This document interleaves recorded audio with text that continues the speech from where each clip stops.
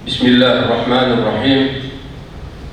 Innal hamdalillah nahmaduhu wa nasta'inuhu wa nastaghfiruh wa na'udzu billahi min shururi anfusina wa sayyiati a'malina. May yahdihillahu fala mudilla lahu wa may yudlil fala hadiya lahu. Asyhadu an la ilaha illallah wahdahu la syarika lahu syahadata man huwa khairu maqama wa ahsanu nadiya. Wa asyhadu anna Muhammadan abduhu wa rasuluhul muttasifu bil makarimi kibaran wa sabiyyan. Allahumma fasalli wa sallim ala sayyidina Muhammadin kana sadiqal wa'di wa kana rasulan nabiyya wa ala alihi wa sahbihi yuhsinuna islamahum ya walam yaf'al syai'an qoriya. Qala Allah Ta'ala fil Qur'anil Karim, Inna Allaha a'udzu billahi minasy syaithanir rajim, ya ayyuhalladzina amanu taqullaha haqqa tuqatih wa la tamutunna illa wa antum muslimun. Wahai orang-orang yang beriman, bertakwalah kepada Allah dengan sebenar-benarnya, karena dengan bertakwa kita akan mendapat pertolongan dalam sisi kehidupan. Ma'asyiral muslimin rahimakumullah. Pertama-tama kita mengucapkan puji dan syukur kehadirat Allah Subhanahu wa Ta'ala, yang mana pada hari ini kita dapat berkumpul di Masjid Fatimah Muhammad, di tempat yang mulia ini, di mana kita diberikan kesehatan, diberikan umur panjang, diberikan kekuatan oleh Allah Subhanahu wa Ta'ala hingga kita dapat berkumpul di tempat ini. Dan insyaallah seluruh rangka kita, dari mulai kita berangkat dari rumah kita masing-masing atau dari tempat aktivitas kita masing-masing menuju masjid ini, hingga insyaallah nantinya akan kembali ke tempat masing-masing mendapat ridha dan perlindungan dari Allah Subhanahu wa Ta'ala. Salawat dan salam kita panjatkan dan kita haturkan kepada junjungan Nabi besar kita Muhammad sallallahu alaihi wasallam, yang mana sangat berjasa besar membimbing kita, mengajarkan kita dan menjadikan kita sebagai umat muslimin, sebagai orang yang memeluk agama Islam. Alhamdulillah, pada hari ini kita telah berkumpul dan kita sama-sama menjalankan salah satu syariat Islam, yaitu kita menjalankan sholat Jumat. Marilah kita sebagai umat Islam, umat yang mulia, di mana kita telah memeluk agama yang mulia, agama dari Allah Subhanahu wa Ta'ala yang diturunkan melalui nabinya, melalui utusannya, yaitu Rasulullah sallallahu alaihi wasallam, di mana Rasulullah adalah makhluk yang paling mulia, yang paling disayang oleh Allah Subhanahu wa Ta'ala, dan Rasulullah adalah seorang rasul yang terbebas dari dosa dan kesalahan. Kita sebagai umat Islam, sebagai umat muslimin, harus bangga dan meyakini bahwa kita benar-benar telah memeluk agama yang benar, agama yang diridhoi oleh Allah. Kita jangan terpengaruh oleh hujatan-hujatan atau framing-framing, atau ada kelompok-kelompok yang akan memojokkan umat Islam, yang mana kita akhirnya terpengaruh, seolah-olah kita akan menunjukkan bahwa kita ini sangat toleran. Al-Fakir sebagai khotib Jumat hari ini ingin menyampaikan, tidak ada orang pemeluk agama apapun yang toleran seperti umat Islam. dan kita harus bangga atas kebesaran Islam ini, karena Islam ini adalah agama yang benar-benar sempurna dan perlu diunggulkan. Sebagaimana firman Allah dalam surat At-Taubah ayat 33, "Walladzi arsala rasulahu bil huda wa dinil haqq liyudhhirahu 'ala dini kullihi walau karihal musyrikun."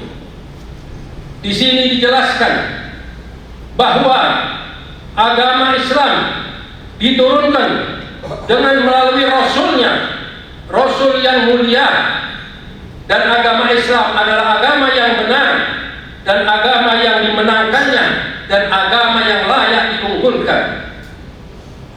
Jadi bukan pada tempatnya apabila saat ini kita sebagai kaum muslimin melepaskan identitasnya sebagai muslim. Justru saat ini kita harus menunjukkan identitas kita sebagai umat muslim. Kemusliman kita di tengah kehidupan yang saat ini makin hari makin rusak dan makin parah dengan penuh kemunafikan. Bukankah kita diharuskan di saat-saat seperti ini kita menunjukkan kemuliaan dan kebesaran Islam, dan kita bisa menjadikan contoh sebagai tauladan kepada bangsa dan negara ini agar benar-benar meyakini bahwa dengan Islamlah negara ini dapat diselamatkan. Hadirin jamaah Jumat rahimakumullah, ketahuilah belakangan ini banyak orang kafir, orang munafikun, orang-orang liberal, orang-orang yang tidak suka dengan Islam, yang masuk kategori Islamfobia. Mereka ingin kita melepaskan identitas kita sebagai umat Islam. Mereka takut dengan kerukunan kita, mereka takut dengan kesatuan kita, mereka takut dengan eratnya hubungan kita sesama muslim. Berbagai pernyataan busuk yang selalu dikeluarkan oleh orang-orang yang mana di dalamnya ada kelompok liberal, ada kelompok sekular, ada kelompok Syiah, ada kelompok-kelompok di luar muslim. Di dalamnya juga ada penganut-penganut umat Islam, penganut-penganut Islam yang seolah-olah mereka lebih toleran, seolah-olah mereka lebih dekat, seolah-olah mereka lebih mudah diajak komunikasi. Sementara umat Islam yang menjalankan ajaran Allah, yang menjalankan sunnah Rasul, dianggapnya adalah radikal dan ekstremis.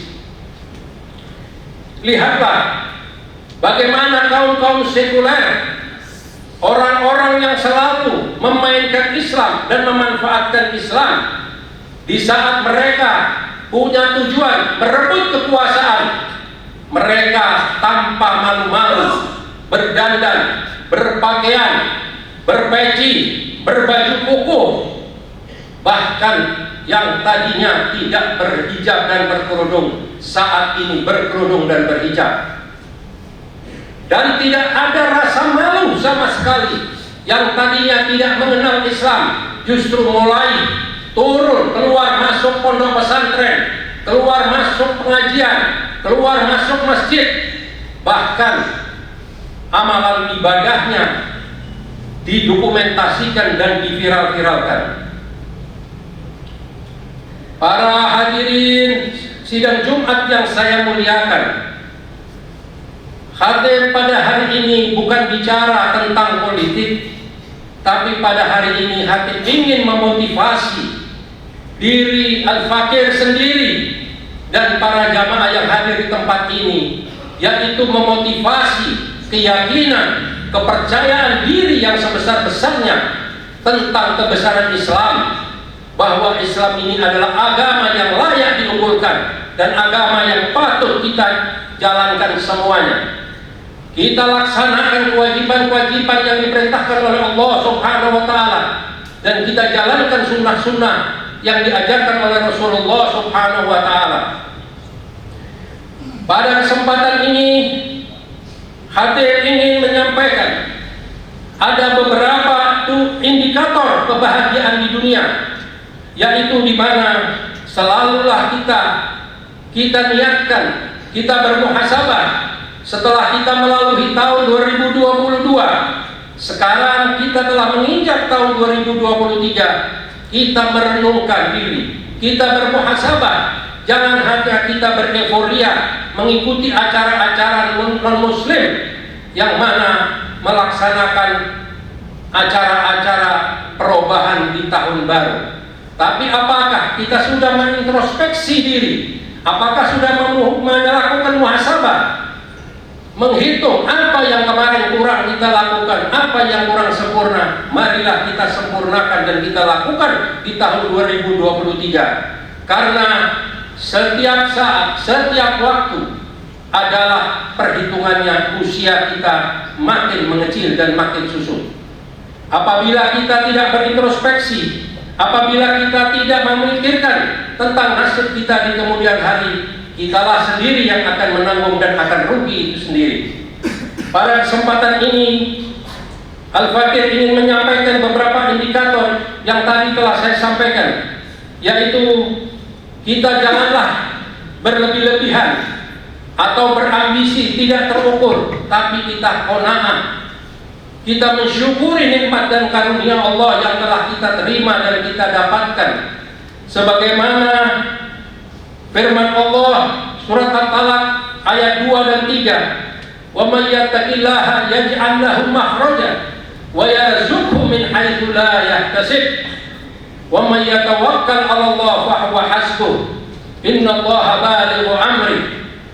Bertawakallah, kita bersyukurlah, perbanyak kita bersyukur kepada Allah. Kita terima apa yang diberikan oleh Allah, karunia apa yang telah kita dapati, dan bersabarlah apabila kita menghadapi percobaan atau ujian.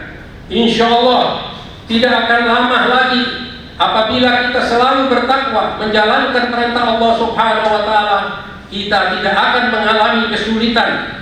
Kita akan menjalankan semua yang kita hadapi dan insya Allah kita akan terselamatkan di dunia dan akhirat.